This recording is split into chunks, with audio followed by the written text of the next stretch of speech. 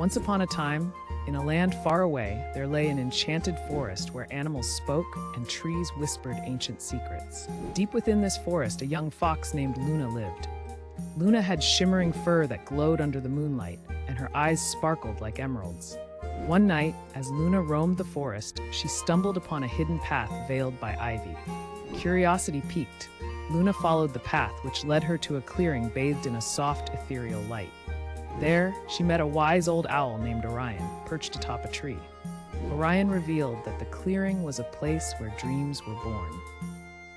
Luna's heart danced with wonder as she listened to Orion's tales of adventures in distant lands and mystical creatures. As dawn approached, Luna bid farewell to Orion, carrying with her the magic of the enchanted forest.